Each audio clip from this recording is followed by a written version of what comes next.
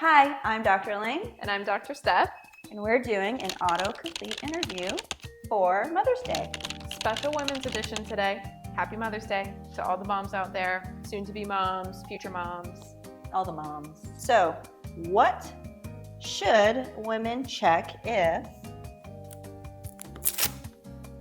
they have trouble getting pregnant? Well, your hormones, of course, that's a big one. First things first. Yeah, not just your sex hormones, like your thyroid as well, that's very important. AMH, that's anti-Müllerian hormone, checks your ovarian reserve. Micronutrients, what else should they check? Oh, toxins. Toxins, yeah. I mean, everything has to do with ability to become pregnant and fertility. So we want to optimize every system, not just the hormones and the reproductive system. Gut health is also really important. Autoimmune conditions can make becoming pregnant more difficult. So managing immune function is an important piece of fertility too. Ooh, stress. That's a big one. So cortisol. Yeah. Okay. All right. What are signs of... Oh! Broke it. Too much. What are signs of burnout? Oh my God. Okay. Really? Okay. All right. What are signs of burnout in moms that aren't just tired? Oh, initial ones, irritability. Yeah. Irritability, I would say like low motivation, low mood, extreme fatigue. Sleep issues. They're like wired but tired. We see a lot of weight gain with burnout too because it shifts off your hormones. Yeah. What causes postpartum?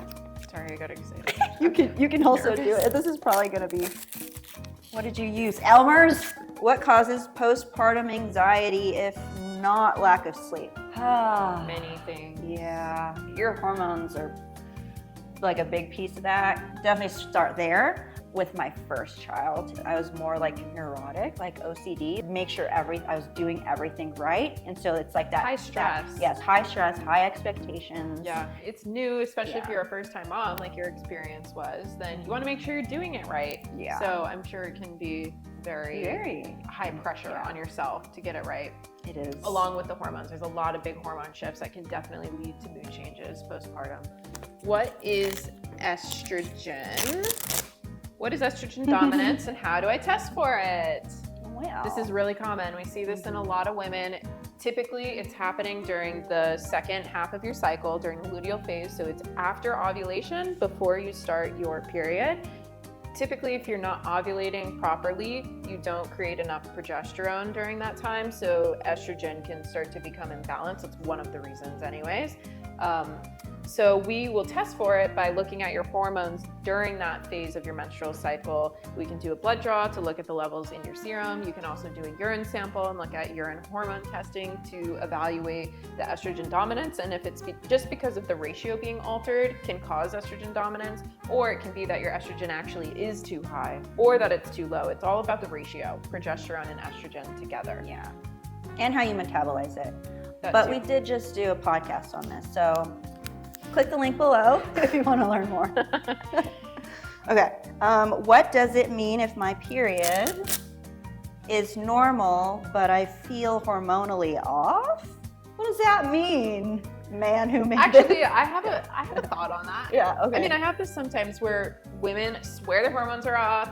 They're like, my period's awful. I have all these symptoms. I have so much PMS. And then we test their hormones and it's normal. Like their hormones actually don't look too bad compared to the symptoms they're telling me.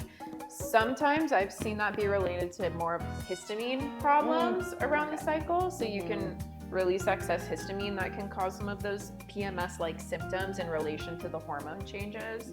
That's one of the bigger ones. You can also have other hormones that are off, not just your reproductive hormones involved with your period. So that could be cortisol from the adrenals, that could be your thyroid. So there's other hormones that can make you feel off, but they're not reproductive hormones. Next one. How can women recover after birth with no antidepressants? Elaine doesn't approve of this question. I don't like this question. A lot of women probably do get prescribed antidepressants after birth because they're depressed, but that's like their hormones. Like you need to look. Yeah, so why shouldn't they? Well, what else can you do? it's their hormones. You gotta check their hormones. The thyroid is also another big one. That happens a lot where their thyroid gets effed up, excuse my French, after childbirth. And so I think that's, and also depression is actually one of like the first symptoms of hypothyroidism. So that's definitely something that we look at first. How else can they recover? Well, bonding with their baby. I think that's really good for women. It's like that oxytocin, that natural oxytocin that comes from a baby's touch. There's also, of course, the hype around the placenta, and a lot of people encapsulate their placenta and eat it after giving birth because it can help keep the hormone fluctuations more stable as you adjust after that postpartum, during that postpartum period. So it's an option if you're down to eat your placenta. You're right, yes. Like, are we just talking about mental, emotional? Because there's also some other recovery things going on down there. Put witch hazel on some pads and put those in the freezer. And then after birth, you use those to help heal down there. It's a good trick. How do women's thyroid issues differ from men? Okay. I don't really... Okay, I'll be done. Sorry. I mean, I don't honestly, think they really differ. Not that much, other than if you're looking at all of the hormones together in one piece. Of course, women's hormones in terms of reproductive health is a little different, and they kind of all play together to some degree. So thyroid's a thyroid. Yeah. So there's not a huge difference really in the labs that we would test or in the treatments that are prescribed. I will say that Hashimoto's, which is an autoimmune thyroid condition, is more common in women. So that is something that should be considered maybe more, and it's more common to find in a woman than a man, and it can lead to hypothyroidism over time. Yeah. So how do women know if birth control is messing with hormones? Well, it is. Well, it's shutting off your hormones. That's what birth control does. So you like don't have any. So let's see, it can cause some depression, some low libido, because it's also decreasing testosterone. I mean, it's also messing with your nutrient absorption. Synthetic hormones are known to increase blood clot risks and have other safety concerns too. So, and birth control does have synthetic hormones. It's completely different from what we use in bioidentical hormone replacement. Right. They're not identical to what we make in our bodies. Yeah, and it's the synthetic stuff that causes like the cancers and stuff. So potentially, yeah. How can women get their period back after stopping the pill? Well, some do naturally, but some have irregular periods after stopping the pill, and that's usually like how long you've been on the pill for. So you've been on it since you're like 16, and then you're like stopping it when you're trying to get pregnant in your 30s. That's going to be a little bit more difficult to regulate. But there are different ways we can do that. There are herbs that we can use, like Vitex, wild yam. Yeah, I like to use herbal and nutrient combinations to kind of help with bringing hormones back online after you get off the synthetic hormones. I'll sometimes use biphasics, which are taking a certain herbs in the first half of your cycle that are meant to promote estrogen production, and then switching and taking a different formulation of herbs during the second phase, which is your luteal phase, that support progesterone production. So that can help to kind of mimic a natural cycle. Same with seed cycling, where you're taking different seeds first half, second half of your cycle. They promote production of these hormones. Yeah, like sunflower, flaxseed. Yeah. And it can take a few months to get your cycle back. So I always tell women, don't be alarmed if you stop your birth control and it takes like 3 months to have a cycle back. That's not totally uncommon. Yeah, it's usually 3 months. And you wouldn't really want to do labs until 3 months at least to see where you are. Yep. So you have to just give it some time. Your body typically knows how to reset, and we can definitely support it as you get back to having a normal cycle after stopping birth control. Hey, how should women deal with menopausal symptoms? Great question. I mean, we love using bioidentical hormone therapy. You're basically replacing the hormones that you would otherwise start to lose as your ovaries shut down and you're no longer producing hormones as you would if you were premenopause and having a regular menstrual cycle. So hormone replacement really, I would say, gets rid of most, if not all, symptoms of menopause for a lot of women that I work with. Yes. It's pretty easy and it's straightforward, and they also have a lot of benefits. So you're getting the brain protection, cardio protection, bone protection. It's just, there's also a lot of benefits to using these hormones, not only for the symptoms of menopause, but also just for longevity and healthy aging. Oh, I did want to add something to this. It's also good for your liver, supporting your liver after the pill. Keep that in mind. Because your liver detoxes your hormones.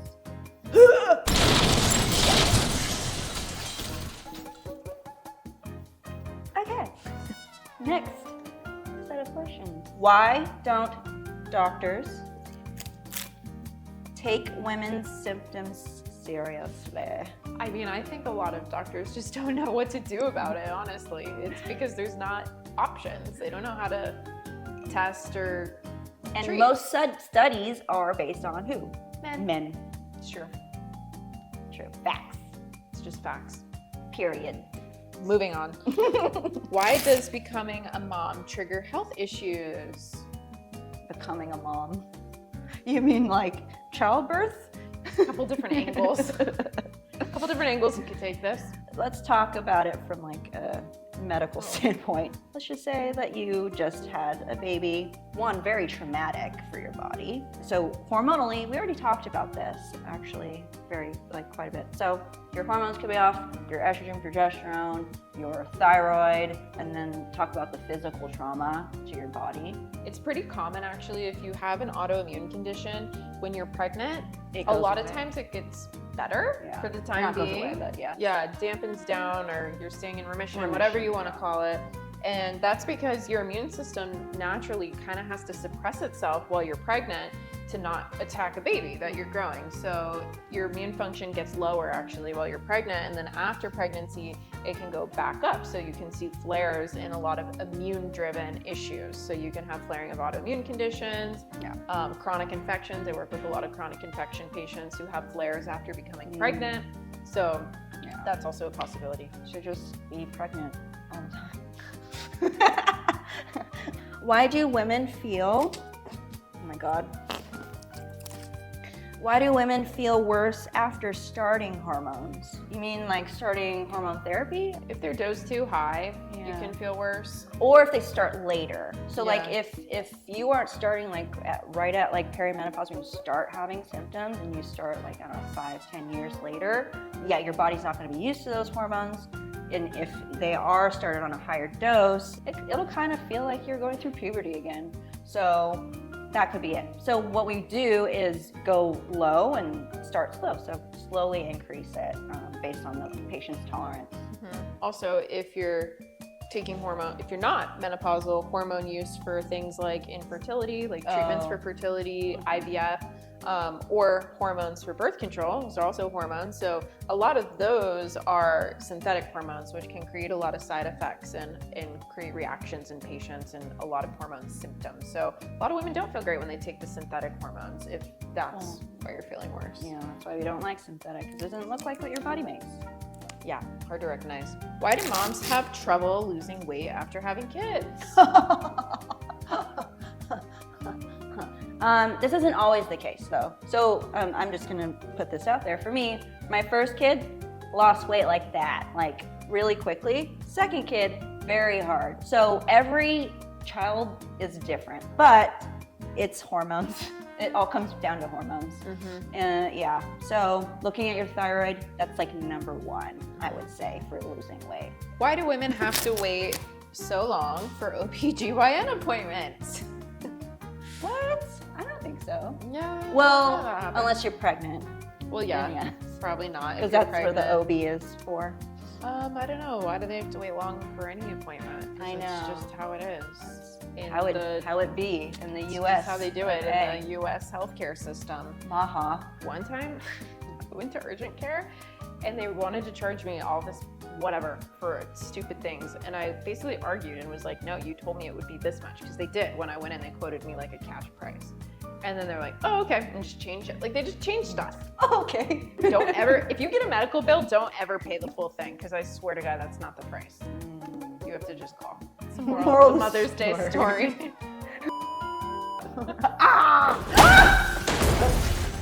come see us at Holtorf Medical Group. We help women every day solve these very common complaints that we hear in women's health, anywhere from pre-fertility issues to pregnancy, postpartum, menopause. We can support women of all ages. And all stages of life, not just mothers. Happy Mother's Day!